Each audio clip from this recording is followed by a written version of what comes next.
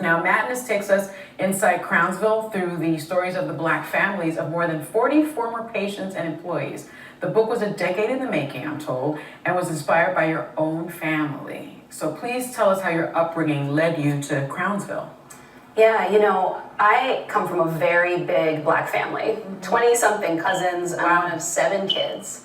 And we're all very tight-knit, and I love every last one of those folks. Yeah. But the one topic when I was growing up that we had a very hard time talking about was mental health and mental well-being and our emotions. Yeah. It was pray about it on Sunday or, go to your room and calm down. But I realized as I was growing up that some of my elders, my parents, my grandparents, they had memories, family secrets, and pain that they were holding on to. And I think they thought they were protecting us, the younger generation, by not talking about it. But it ended up sending us on a bit of a mission to try to understand.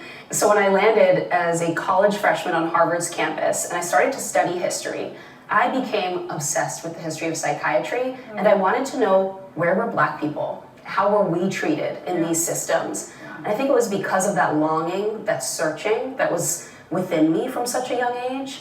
And so when I discovered Crownsville and that there were records and living employees and patients and people who I could talk to and visit, I just knew that I had to know more. It's an incredible story. Well, the history of the hospital begins in 1911 when the patients found themselves still trapped in a cycle of free labor. Can you believe they made the first inmates in the asylum build it?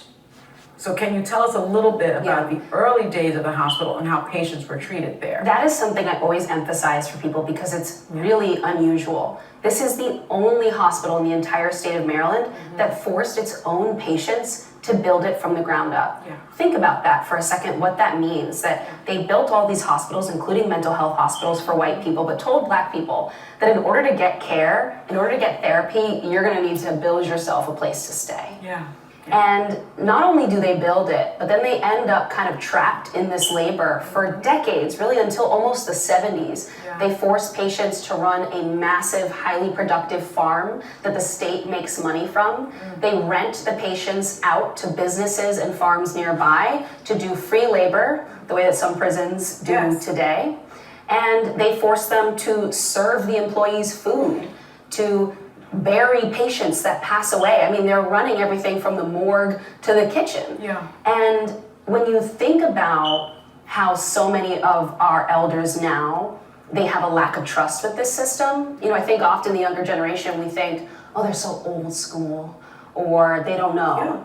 But I realize they remember know the these stories. Experiment. They remember these stories. Black people have been bailing these white people out of their social ills since they found out about us. And of course, we came over here and bailed these white people out, built their country for them, built their economy for them. Then they was able to go on to start building sport teams. All of their sport teams were built for white races. Everything in this country was built to serve the white man. Everything was all about building the white franchises. There was no Black people allowed to play with or against these white individuals. They made it about maybe 4 or 5 years before they figured out wasn't nobody interested in these leagues. We was able to do things our fellow white Caucasians could not explain. They thought we was immortal, superficial. They thought we was animals. We ran fast like the animals. We were strong like gorillas. Thank all of your ancestors. Thank all of our ancestors. We came over here and gave these white people a life they would not have enjoyed if it wasn't from our ancestors. We had to be their mamas, their daddies, their big brothers, their workers. We had to be everything for them. We had to lift up all of their organizations, all of their football teams, baseball teams, basketball teams. They are global successful right now due to Black people. Black players represent 65% of all the football league. In the basketball league, black men represent 85% of the whole league. Black men. You can't set up a boxing match.